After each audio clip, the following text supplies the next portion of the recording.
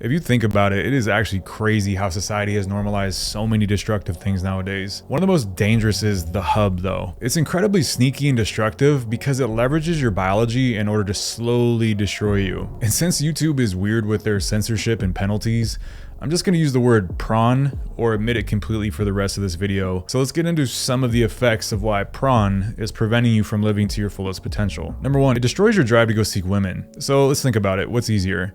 Loading up the hub and taking 5 minutes to satisfy an urge to want to be with a woman, or actually going out and finding a woman that wants to date and sleep with you? Obviously, we both know the answer, but most choose the easier route when the urge hits. Our brains are wired to choose the path of least resistance unless we short circuit them and choose otherwise.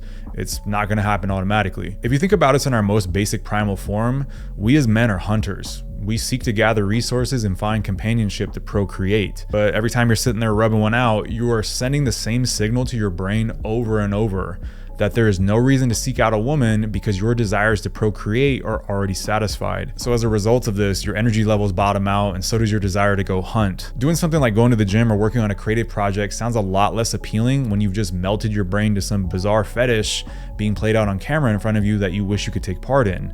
Which leads me to my next point, that it quickly turns into an avalanche of fetishes. The chains of habit are too light to be felt until they are too heavy to be broken. And this quote reminds me of a friend I had about 10 years ago that was addicted to this stuff.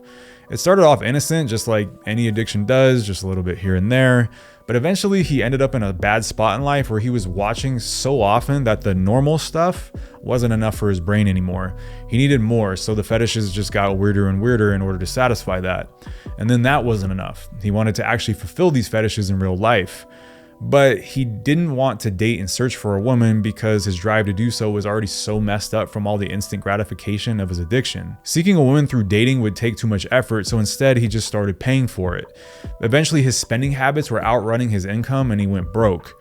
He started asking friends for loans and not paying them back. And then eventually he just withdrew from our friend group and disappeared because he was so busy with pursuing this endless dopamine cycle. And keep in mind, we had no idea what he was up to behind the scenes for the vast majority of this until much later. And the thing is that you may not end up in such a serious scenario as that, but the point stands that you quickly hit a point where you need to keep upping the ante in order to get the same satisfaction out of your brain. It's like the concept of the hedonic treadmill, where one thing that once got a big rise out of us doesn't anymore, so we seek bigger and new stimulation. So naturally, the bizarre fetishes begin to stack up, and the self-shame also rises because we know when we are into some weird stuff and going down a path that is below our standards. And because of this, it eats away at your confidence and your self-respect. Habitual use of this stuff isn't exclusive to men either. I once dated a girl who was into it and made it a regular habit, and I didn't know at the time because, as you know, it's something that you have to sneak around and hide. Over time, I discovered her habit and she began to open up more about it. One of the things that she expressed was that she often felt shame after watching it, and she described it as a dirty feeling that she had to shake afterwards. Now, the thing about her is that she didn't have a family that would,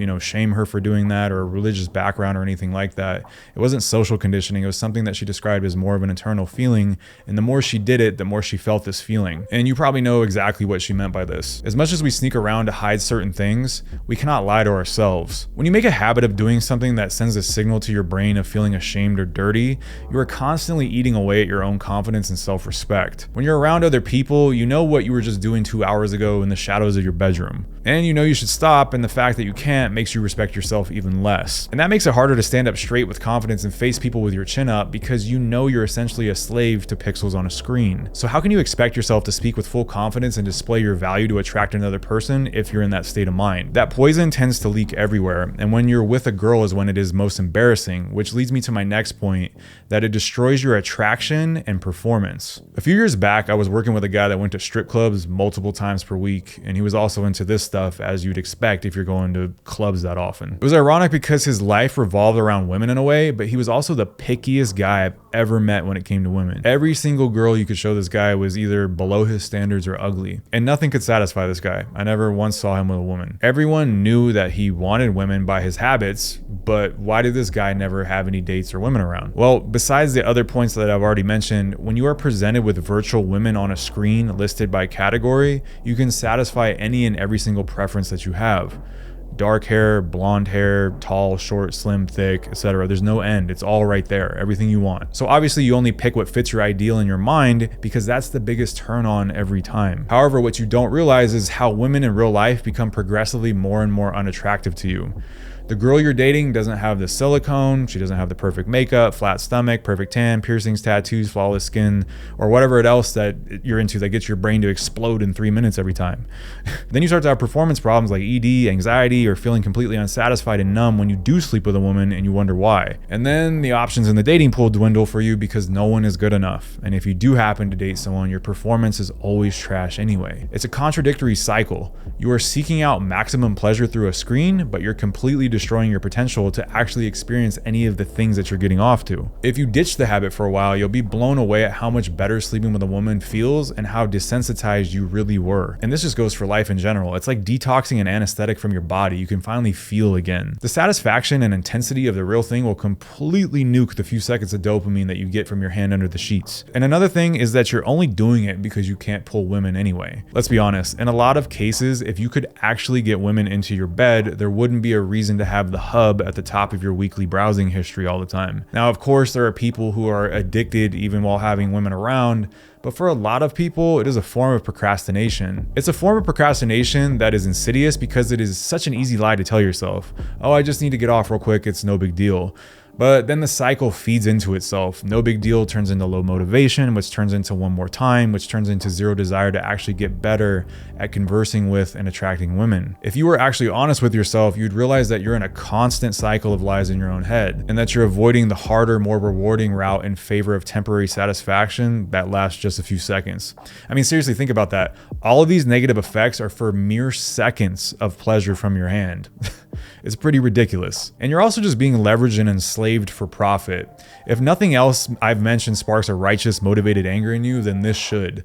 This stuff is carefully designed to hook you and to keep you coming back for more. I've worked as a photographer and a cinematographer for brands, and I can tell you from experience about how companies in general work every angle to hook you psychologically in any way that they can for their product. It's no different with adult content, and it's a highly profitable business because of one reason: you can't stop watching the product. You are the vulnerable target that lines their pockets. The algorithms on the sites you watch know exactly what to show you to get you to click, and the videos you watch are made for the exact type of person that you are. Marketers and designers are literally being paid millions of dollars to identify who you are and what your weaknesses are. They know the type of person that is into the weird stuff that you're into and the person that you want to see performing those things on the screen. They want you to be as addicted as possible, and they want as much of your time and money as they can possibly get. Now, this isn't about a conspiracy theory or whatever. This is about a finely tuned business maximizing profits off you being weak. The weaker you are, the richer they get. It's just that simple of an equation. And you might be saying, but I only watch the free stuff. I'm not spending any money like the simps do. And this is a simplistic and inaccurate view of things though. Just by visiting a site, you are generating revenue for them through ads and impressions, plus more traffic for them is always a net positive. And the other thing is that there's simply zero upside to any of this. I've never known a single person that said, man, I'm really glad I watched that three-way last night. My day was just so much better because of it. And you can't talk about it out loud to anyone because you sound weird, and no one sits around the dinner table chatting about their hub playlist anyway, unless they too are weird. And you have to sneak around all the time, you lose valuable time and handicap the rest of your day because of your low energy levels, you desensitize yourself to life in general, and when you can't get it up in real life with an actual girl, you look ridiculous trying to explain why girls on the internet are the reason why. And all of this is just to make other people money. Imagine sacrificing yourself to line other people's pockets. On the flip side, it's easy to see all the positive upsides of ditching it. You have more time, you have more energy, you have more zeal for women that they can feel, you have more dating options, more control over your life, more self-respect, confidence, a better self-image, and you're starving the money machine of another victim. And when you think of it that way, identifying the choice that you should be making is pretty easy, but actually implementing that choice will come down to how bad you actually want to improve your life and make more progress, date beautiful women, and reach your actual potential. At the end of the day, it's all up to you. But anyway, that wraps this one up. If you want to check out some of the things I have to offer, check the links down in the description below.